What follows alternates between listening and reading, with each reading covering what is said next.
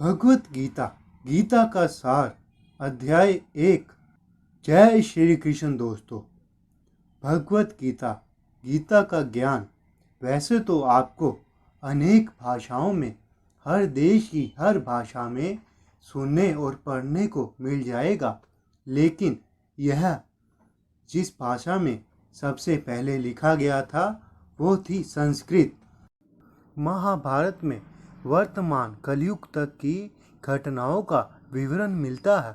इसी युग के प्रारंभ में आज से लगभग 5000 वर्ष पूर्व भगवान श्री कृष्ण ने अपने मित्र तथा भक्त अर्जुन को भगवत गीता सुनाई थी। उनकी यह वार्ता जो मानव समाज की सबसे महान दार्शनिक तथा धार्मिक वार्ता है, जो उस समय महायुद्ध के शुभ आरंभ से पूर्व हुई, जो धृतराष्ट्र के 100 पुत्रों तथा उनके चचेरे भाई पांडवों के मध्य होने वाला था। भगवत गीता अध्याय 1। युद्ध स्थल में सैन्य निरीक्षण। धृतराष्ट्र ने कहा, है संजय, धर्म भूमि कुरुक्षेत्र में युद्ध की इच्छा से एकत्र हुए मेरे तथा पांडु के पुत्रों ने क्या किया? संजय ने कहा, है राजन, पांडु पुत्रों द्वारा सेना की व्यूह रचना देखकर राजा दुर्योधन अपने गुरु के पास गया और उसने यह शब्द कहे, है आचार्य, पांडु पुत्रों की विशाल सेना को देखें, जिसे आपके बुद्धिमान शिष्य द्रौपद के पुत्र ने इतने कौशल से व्यवस्थित किया है।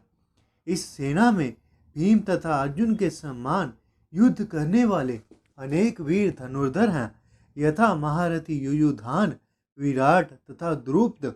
इनके साथ ही धृष्टकेतु, चेकितान, काशीराज, पुरुजित, कुंती भोज तथा शैब्य जैसे महान शक्तिशाली योद्धा भी हैं। पराक्रमी युधामन्यु, अत्यंत शक्तिशाली उत्तम मौजा, सुभद्रा का पुत्र तथा द्रौपदी के पुत्र, यह सभी महारथी हैं। किंतु है ब्राह्मण श्रेष्ठ, आपकी सूचना के लिए मैं अपनी सेना के उन नायकों के विषय में बताना चाहूँगा जो मेरी सेना को संचालित करने में विशेष रूप से निपुण है।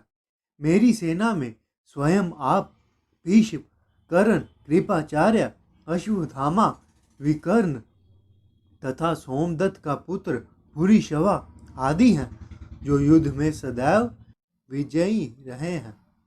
ऐसे अन्य वीर भी हैं जो मेरे लिए अपना जीवन त्याग करने के लिए उद्यत हैं। वह विविध प्रकार के हथियारों से सुसज्जित हैं और युद्ध विद्या में निपुण हैं।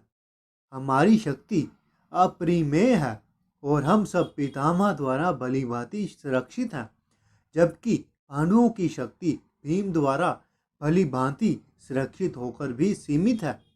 अतएव सेना व्यूह में अपने अपने मोर्चों पर खड़े रहकर आप सभी भीष्म पितामह को पूरी सहायता दे।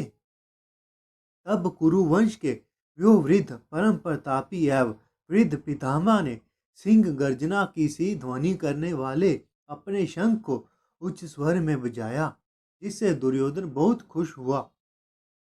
तत्पश्चात शंख, नगाड़े, बिगुल, तुरही, सिंह सहसा एक साथ बज उठे। वह समवेत स्वर अत्यंत कोलाहल पूर्ण था। दूसरी ओर श्वेत घोड़ों द्वारा खींचे जाने वाले विशाल रथ पर आसीन श्री कृष्ण तथा अर्जुन ने अपने अपने दिव्य शंख बजाए। भगवान श्री कृष्ण ने अपना पांचजन्य शंख बजाया, अर्जुन ने देवदत्त शंख तथा अति भोजी एवं अति मानवीय कार्य करने वाले भीम ने पूर्ण नामक शंख बजाया। है राजन, कुंती पुत्र राजा युधिष्ठिर ने अपने अंत विजय नामक शंख बजाया। नकुल सहदेव ने सुघोष एवं मणिपुष्पक शंख बजाए। महान धनुर्धर काशीराज, परम योद्धा शिखंडी, धृष्टद्युम्न, विराट, अजय, सात्विक, द्रौपदी के पुत्र तथा सुभद्रा के महाबाहु पुत्र आदि सबों ने अपने अपने शंख बजाए। इन विभिन्न शंखों की ध्वनि कोलाहल पूर्ण बन गई, जो आकाश तथा पृथ्वी को शब्दायमान करती हुई धृतराष्ट्र के पुत्रों के हृदयों को विदीर्ण करने लगी। उस समय हनुमान से अंकित ध्वजा लगे रथ पर आसीन पांडु पुत्र अर्जुन अपना धनुष उठाकर तीर चलाने के लिए उद्यत हुआ। है राजन, धृतराष्ट्र के पुत्रों को व्यूह में खड़ा देखकर अर्जुन ने श्री कृष्ण से यह वचन कहे। अर्जुन ने कहा, है अच्युत, कृपा करके मेरा रथ दोनों सेनाओं के बीच में ले चलें, जिससे मैं यहाँ युद्ध की अभिलाषा रखने वालों को और शस्त्रों की इस महान परीक्षा में जिनसे मुझे संघर्ष करना है उन्हें देख सकूं। मुझे उन लोगों को देखने दीजिए जो यहाँ पर धृतराष्ट्र के दुर्बुद्धि पुत्र को प्रसन्न करने की इच्छा से लड़ने के लिए आए हुए हैं।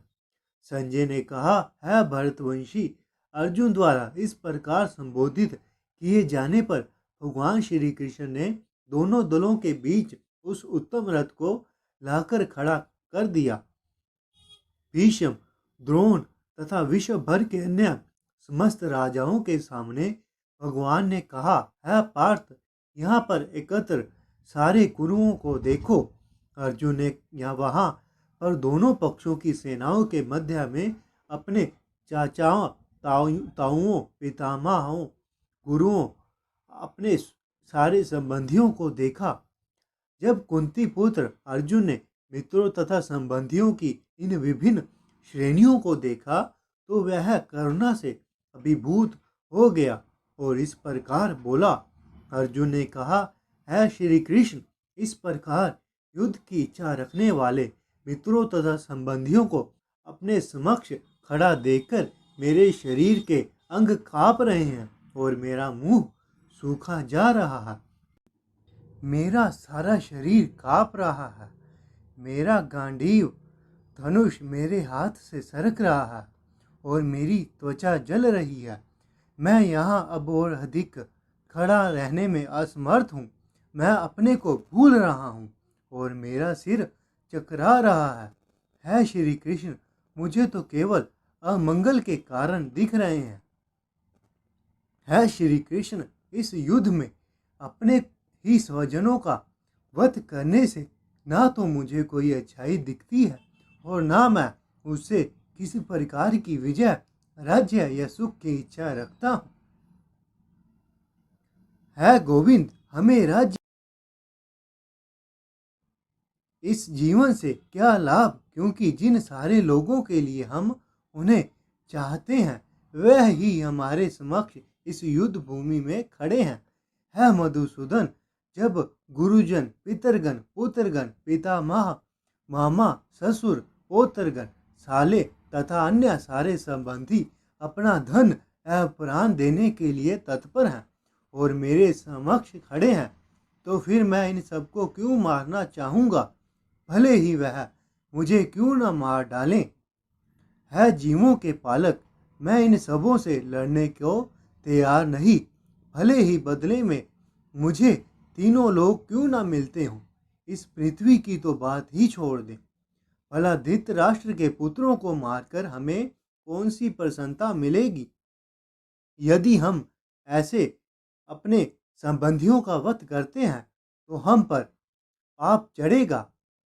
अंत यह उचित नहीं होगा कि हम धृतराष्ट्र के पुत्रों तथा उनके मित्रों का वध करें। है लक्ष्मीपति कृष्ण, इससे हमें क्या लाभ होगा और अपने ही कुटुंबियों को मारकर हम किस प्रकार सुखी हो सकते हैं। है जनार्दन, यद्यपि लोभ से अभिभूत चित्त वाले यह लोग अपने परिवार को मारने या अपने मित्रों से द्रोह करने में कोई दोष नहीं देखते, तो हम जो परिवार के विनिष्ट करने में अपराध देख सकते हैं, ऐसे पाप कर्मों में क्यों प्रविष्ट हों।